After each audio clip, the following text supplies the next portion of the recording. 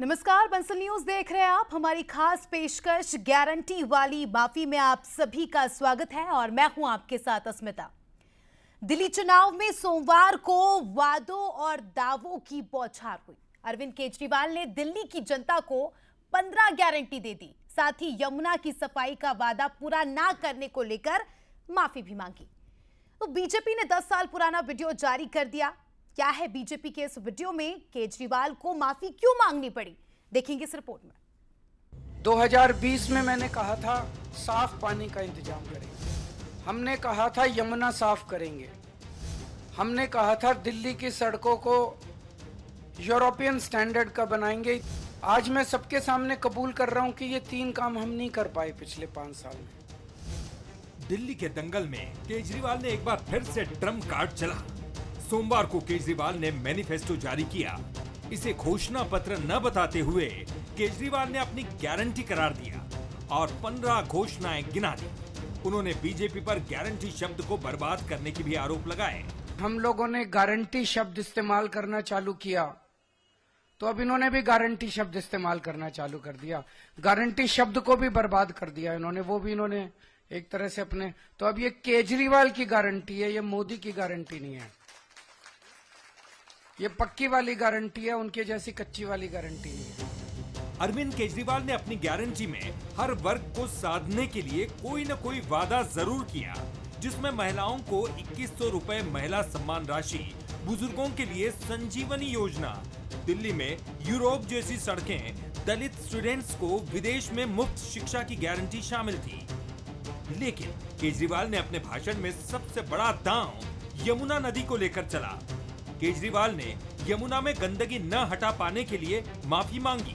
उनका ये दांव बीते दिनों उठी सियासी आग पर पानी डालने जैसा है। हमने कहा था यमुना साफ करेंगे। आज मैं सबके सामने कबूल कर रहा हूं कि ये 3 काम हम नहीं कर पाए पिछले 5 साल में। हमारी फरवरी 2020 में सरकार बनी, मार्च में कोरोना हो गया, 2.5 साल कोरोना चला। उसके बाद इन्होंने फर्जी जेल जेल जेल जेल का खेल खेला हमारे साथ। अब हम सारे जेल से बाहर आ गए, अपने पचड़ों से निपट लिए। अब ये तीनों चीजें हर दिल्ली वाले का भी सपना है और ये मेरा भी सपना है। व्यक्तिगत तौर पे मैं दिल्ली में ये तीनों काम होते हुए देखना चाहता हूं। एक बार फिर यमुना में गंदगी पर आर पार देखने को मिली। बीजेपी ने एक बार फिर केजरीवाल के वादों को झूठा बताया। तो अगले 5 साल में ये तीनों काम हम पूरे करेंगे। हर घर 24 घंटे साफ पानी, यमुना को साफ करना और दिल्ली की सड़कों को शानदार बनाना। साफ किया जाएगा। यमुना साफ कर सकते हैं। यमुना हमारे लिए पवित्र नदी है। यमुना के दोनों तटों पर छोटी छोटी झील बनाई जाएंगी और मुझे उम्मीद है आप हमें 5 साल दीजिए। 5 साल में यमुना को इतना खूबसूरत बना देंगे कि आप अपने बच्चों के साथ पिकनिक मनाने के लिए यमुना के तट पर जाना शुरू करेंगे। दरअसल केजरीवाल ने अपने कार्यकाल में कोविड और कथित शराब घोटाले को जिम्मेदार ठहराते हुए जनता की सिंपैथी गेन करने की कोशिश की, क्योंकि सीएम योगी आदित्यनाथ ने केजरीवाल को यमुना में नहाने का चैलेंज दिया था। तो बीजेपी कैंडिडेट प्रवेश वर्मा ने केजरीवाल का कटआउट यमुना में डुबोया था। और तो और उनके पुराने साथी राहुल गांधी ने भी दिल्ली में गंदगी और सड़कों को लेकर केजरीवाल पर निशाना साधा था। देखो दिल्ली, देखो चमकती हुई दिल्ली है। राहुल जी क्या पेरिस पेरिस पेरिस जैसी दिल्ली है, सब जगह यही हाल है। केजरीवाल की माफी और 15 गारंटी इस चुनाव में सिंपैथी गेन करने का दांव माना जा रहा है, जिसका ठीकरा कोविड और कोर्ट कचहरी के चक्कर पर मढ़ा गया। अब देखना होगा कि ये दांव आम आदमी पार्टी को कितना फायदा पहुंचाता है। Bureau report, Bansal news. तो रिपोर्ट देखिए आपने, और इसी के इर्द गिर्द हमारे आज सवाल भी होंगे और इन सवालों का जवाब देने की कोशिश करेंगे। हमारे साथ खास पैनल जुड़ चुका है। सबसे पहले उनका परिचय, फिर चर्चा की शुरुआत। डॉक्टर ममता त्यागी जी बीजेपी प्रवक्ता हमारे साथ जुड़ चुकी है। इंजीनियर राजकुमार पासवान जी कांग्रेस से हमारे साथ जुड़ चुके हैं। अभिषेक गुप्ता जी आप प्रवक्ता है, वो भी हमारे साथ जुड़ चुके हैं। और स्टूडियो से शैलेंद्र सिंह राजपूत जी एग्जीक्यूटिव एडिटर है, स्टूडियो से हमारे साथ जुड़ चुके हैं। सबसे पहले शैलेंद्र जी आपके पास ही आऊंगी। दर्शकों ने भी रिपोर्ट देखी, हमने भी रिपोर्ट देखी और लगातार इस बार का दिल्ली का चुनाव हम देख रहे दिन ब दिन दिलचस्प होता जा रहा था। रोज कोई ना कोई मुद्दा और अब फाइनली आपने इस पूरे मुद्दे को घोषणा पत्र में एक 15 वादों के जरिए यहाँ पर शो कर दिया है। कैसे देखते हैं सर आप इसे, और क्या ये दिल्ली की जनता का दिल जीत पाएगी? देखिए, केजरीवाल रोज हेडलाइन चुरा रहे हैं दिल्ली के चुनाव में। ये कहें कि हम केंद्र में दिल्ली के चुनाव में केजरीवाल ही हैं। और अगर आज ये माना जा रहा है कि उन्होंने माफ़ी मांगी है, जिस तरह से प्रचारित किया जा रहा है, तो वो माफ़ी नहीं है, वो तो आक्रमण है। एक तरह से सोची समझी रणनीति के तहत उन्होंने ये किया है, क्योंकि विक्टिम कार्ड खेलने में वो माहिर हैं। उन्होंने जब वो घिरने लगे यमुना की सफाई को लेकर, दिल्ली में गंदगी को लेकर, तो उन्होंने ये चाल चली। उन्होंने कोविड को भी का बहाना लिया, और उसके बाद जो बात बोली उन्होंने कि उनको 2.5 साल से जेल खेलते रहे, इसलिए वो ये नहीं कर पाए। तो उन्होंने एक तरह से कवर भी, अपनी उस गलती को कवर भी किया, और बीजेपी पर भी हमला बोल दिया कि वो बीजेपी की सताए हुए हैं। तो ये एक डबल अटैक है उनका। ये माहिर माने जाते हैं केजरीवाल इस तरह की राजनीति में। देखिए, इस पूरे चुनाव को अगर आप देखेंगे तो केजरीवाल ही रोज सेंटर में है, और मेरे ख्याल से पूरे चुनाव को सबसे ज़्यादा कोई समझ रहा है तो वो केजरीवाल ही समझ रहे हैं। उनको पता है कि वो कहाँ पर कमज़ोर पड़ रहे हैं, और फिर पूरी पार्टियां उनको फॉलो कर रही हैं। एजेंडा वो सेट करते हैं रोज, और फिर प्रतिक्रियाएँ आती हैं। तो आज भी उन्होंने वही किया। और वो जैसे मिडिल क्लास, आज आप 15 घोषणाएं देख लें तो ज़्यादातर घोषणाएं तो वो पहले कर चुके हैं, तो मिडिल क्लास पर ही कहीं ना कहीं फोकस है। और अस्मिता, एक चीज़ और है कि अब कौन क्या घोषणा कर रहा है ये ज़्यादा महत्वपूर्ण नहीं है। अब ज़्यादा महत्वपूर्ण है कि कौन घोषणाओं को पूरा करेगा। तो केजरीवाल ने एक और, आज उनका बयान बड़ा महत्वपूर्ण है, उन्होंने कहा कि ये मोदी की गारंटी नहीं है, केजरीवाल की गारंटी है। तो कहीं ना कहीं विश्वसनीयता को लेकर भी वो बीजेपी पर अटैक कर रहे हैं। तो यहाँ बीजेपी निश्चित रूप से डिफेंसिव मोड में आएगी इसमें, क्योंकि केजरीवाल पूरा एजेंडा सेट करते जा रहे हैं, और वो ये समझ रहे हैं कि मिडिल क्लास ही तय करेगी इस बार कि इलेक्शन कहाँ जाएगा। क्योंकि जो फ्री वीज है उसका बहुत ज़्यादा फायदा मिडिल क्लास या थोड़ा सा अपर मिडिल क्लास कह लें, तो उसको बहुत ज़्यादा फ्री वीज से इतना मतलब नहीं है, क्योंकि ना तो उसका बच्चा सरकारी स्कूल में पढ़ता है, ना वो उस क्राइटेरिया में आता है कि मुफ्त बिजली ले ले, और भी दूसरी चीज़ें, दूसरे फ़ायदे। तो उसके लिए उसकी एंटी इनकम्बेंसी का सबसे ज़्यादा असर या होगा उसका, तो मिडिल क्लास ही उसको इफेक्ट करेगी आपके वोट को। तो केजरीवाल इस पूरे इलेक्शन को आज आप देखें, अगर इसका एनालिसिस करें तो पूरा इलेक्शन वो समझ रहे हैं, और बाकी पार्टियां उनको फॉलो कर रही। तो ये उनका अपर एज तो है केजरीवाल का। बिल्कुल सर। और इस बार देखें तो फ्री बीज कहाँ कहला रही, कोई इसे घोषणा कह रहा है, कोई इसे गारंटी कह रहा है, कोई इसे संकल्प कह रहा है। यानी फ्री बीज के नाम अलग लेकिन काम एक ही। अभिषेक गुप्ता हमारे साथ आपसे जुड़े। अभिषेक जी, एक तरफ केजरीवाल जी कहते हैं कि ये मोदी की गारंटी नहीं है, ये केजरीवाल की गारंटी, और बीजेपी कहती है कि मोदी की गारंटी पूरी होने की भी गारंटी है। आपने जो गारंटी आज जनता के सामने रखी है, क्या इस बात की गारंटी है कि जनता आपको माफ कर देगी और आपको वोट देगी? क्योंकि जो वादे 3 गिनाए हैं, 5 साल का हिसाब तो दे दिया आपने, उसके पहले के 5 साल कहां गए? देखिए, आप उससे पहले के 5 साल का हिसाब तो पिछली बारी जनता ने वोट देके दे दिया। होता क्या है, जब भी आप चुनाव में जाते हैं तो हर पार्टी वादा करती है कुछ ना कुछ, लेकिन अपना रिपोर्ट कार्ड कोई नहीं देता।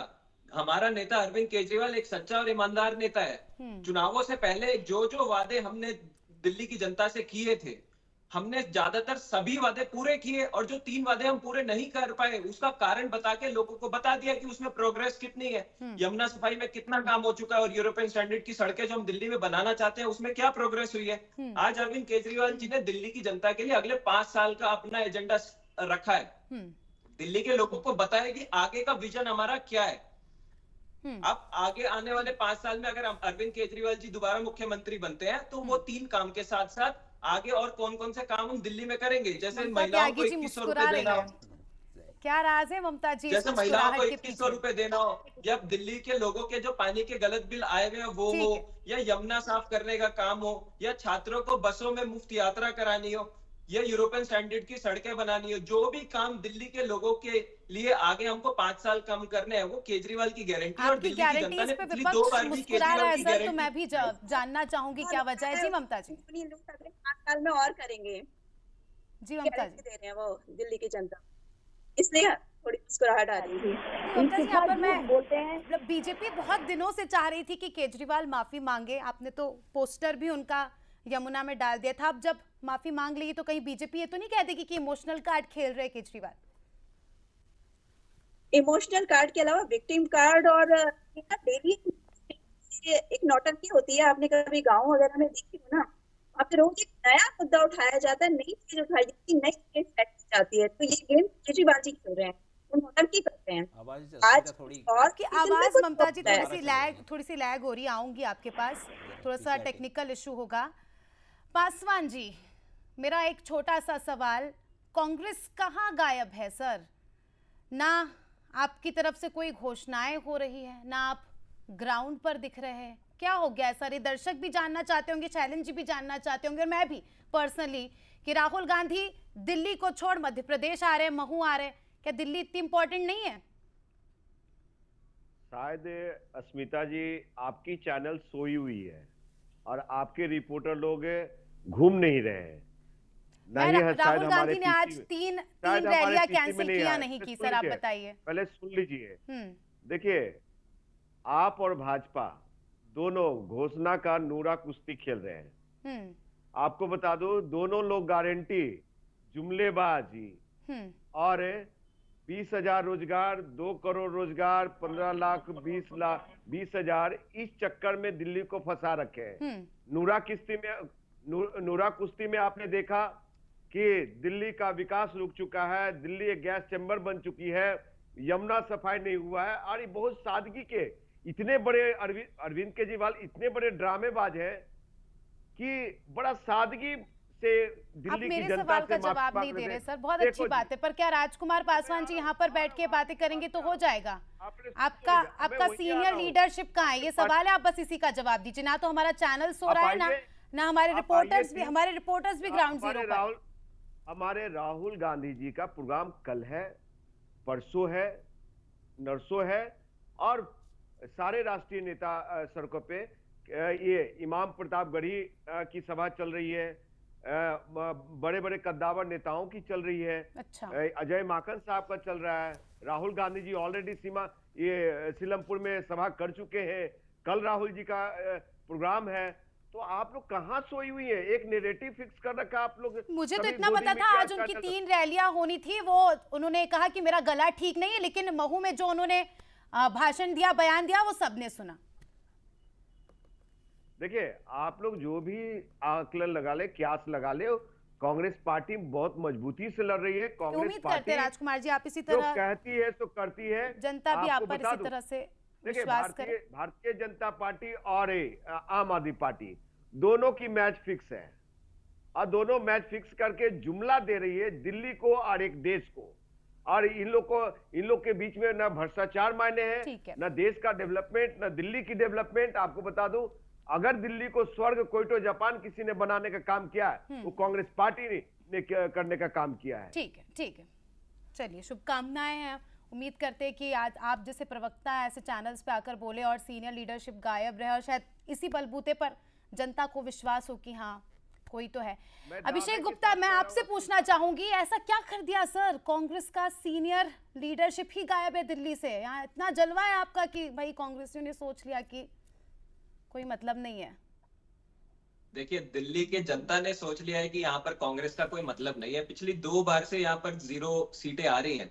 2013 से पहले जो दिल्ली में वोट शेयर बीएसपी का होता था, कांग्रेस का उससे भी नीचे जा चुका है। तो ये इनका आखिरी चुनाव है कि जो आप भी उनको चैनल पे बुला रही हैं, अगले विधानसभा के चुनाव में जैसे बीएसपी को दिल्ली के चुनाव में कोई नहीं बुलाता है, तो कांग्रेस को भी नहीं बुलाएगा। खैर, मैं उनके ऊपर जाना नहीं चाहूंगा। मेरे को लगता है कि जब किसी भी राज्य में चुनाव होता है तो वहां के मुद्दों पे चुनाव होना चाहिए। केजरीवाल जी ने आज अपनी जो घोषणाएं यहाँ पर दिल्ली की जनता के सामने रखी है, इसी तरीके का मैनिफेस्टो और अपनी घोषणाएं और अपनी गारंटियां हमने 2015 में भी दी थी और 2020 में भी दी थी।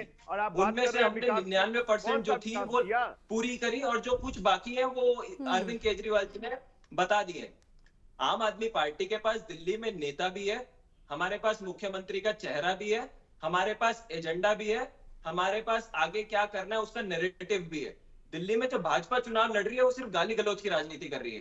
केजरीवाल जी जो भी गारंटी लेके आते हैं, भाजपा वाले अगले दिन उसको कॉपी करके सिर्फ और सिर्फ बड़ी बात अपनी कह दी रकम उन्होंने बढ़ा के उसमें ऐड कि करके सिर्फ दे देते हैं। भाजपा के पास दिल्ली में बातूनी कोई नेता चुनाव नहीं है, ना भाजपा इन्होंने सिर्फ दिल्ली में कोई बातूनी काम किया। चुनाव लड़ रही है, मुद्दे सिर्फ आम आदमी पार्टी मेरी उठा रही आवाज आप सुन पा रहे हैं? है। जी जी जी बिल्कुल।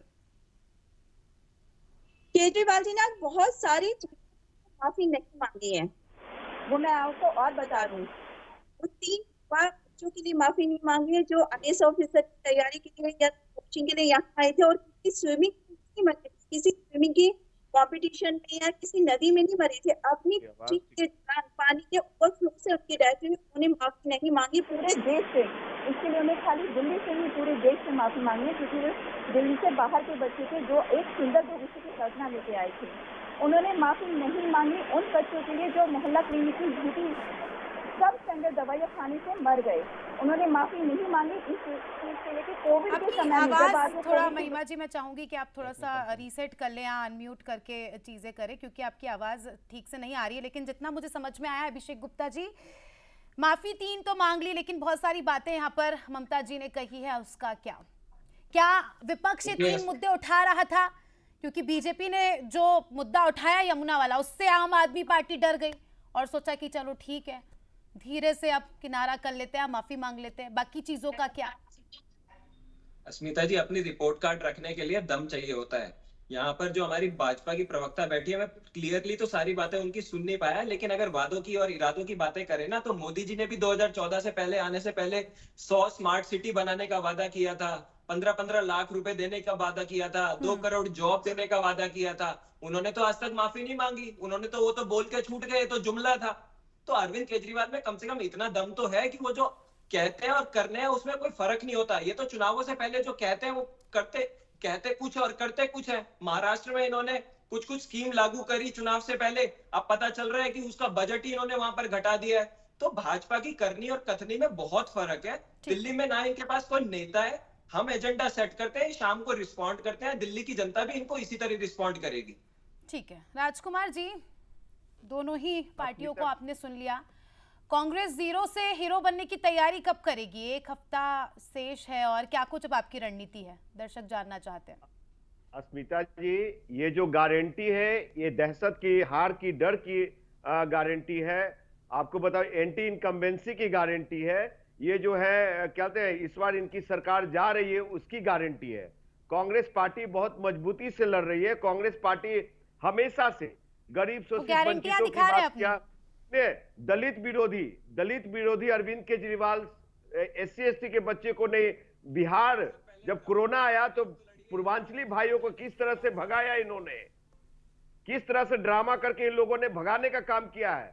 और आपको बता दूं कि इस बार पूर्वांचली इनको माफ नहीं करने जा रहे हैं। सब चीज याद है। सर, आपसे तो कोई मुख्यमंत्री का चैनल, आपसे तो कोई मुख्यमंत्री का चेहरा भी नहीं पूछ रहा। आपका दिल्ली में खाता खुल जाए यही बहुत है। आपका जो पिछली बार वोट शेयर आया था उससे भी आप आधे होने वाले हैं दिल्ली में। जो तिहाड़ जेल होकर के आए वो मुख्यमंत्री बनेंगे फिर से। आतिशी जी एक मुखौटा मुख्यमंत्री चाहिए दिल्ली को। आप दिल्ली की जनता को गाली नहीं चाहिए, ये चाहिए। शीर्ष नेता, सारे शीर्ष नेता जेल उनकी भी गारंटी है, वो कह रहे हैं कि हमारे नंबर्स भले ही कम हो अभिषेक गुप्ता, लेकिन हमारी गारंटी में दम है। जेल जाने की गारंटी होगी इनकी। सारे नेताओं को गारंटियां तो बीएसपी भी निकाल रही है, यहाँ पर ओवैसी साहब भी आते हैं, वो भी करते हैं।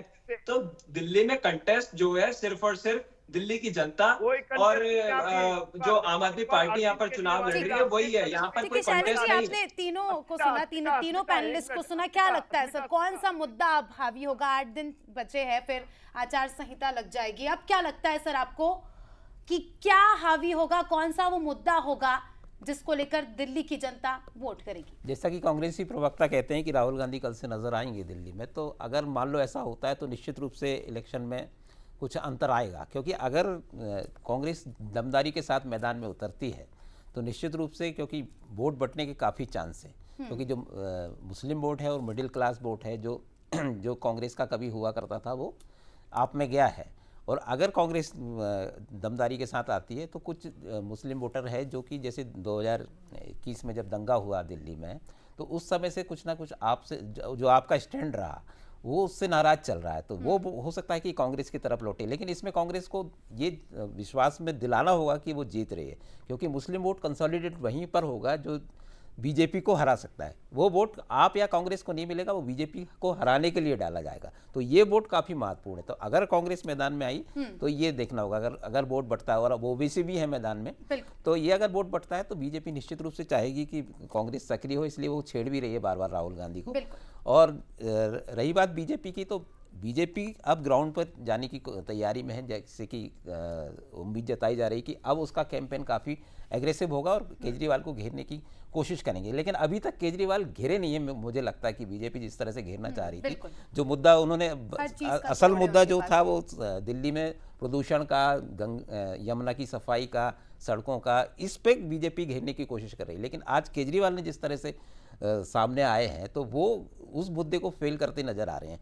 लेकिन हाँ, आप घिरेगी तो निश्चित रूप से इन्हीं मुद्दों पर घिरेगी, क्योंकि गारंटी वाला जो दांव है वो बीजेपी ने भी डिलीवर किया है और आपने भी डिलीवर किया, तो वो दोनों आमने सामने में माइनस होता है। मिडिल क्लास को जरूर साधना होगा, आपको या बीजेपी को, तो डॉक्टर ममता त्यागी जी से एक रिएक्शन, बहुत घेरने की कोशिश की लेकिन आम आदमी पार्टी घिर नहीं रही है। आपके हर सवाल का जवाब है। आपने बोला माफी, उनने माफी मांग ली और 15 गारंटीज भी अब आ गई।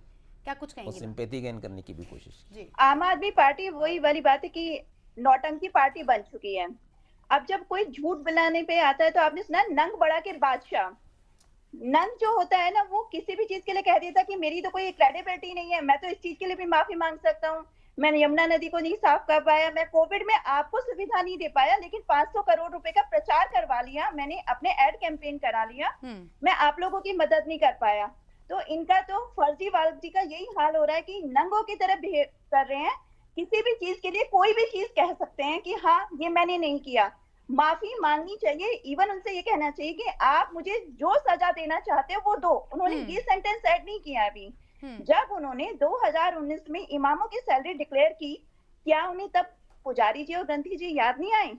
उनके पास दिल्ली की मस्जिदों का डाटा है, जानते हैं उनके पास दिल्ली के मंदिरों का कोई डाटा ही नहीं है। वो किसकी बात कर रहे हैं? किस पुजारी ग्रंथी योजना की बात कर रहे हैं? कोई प्लानिंग नहीं है।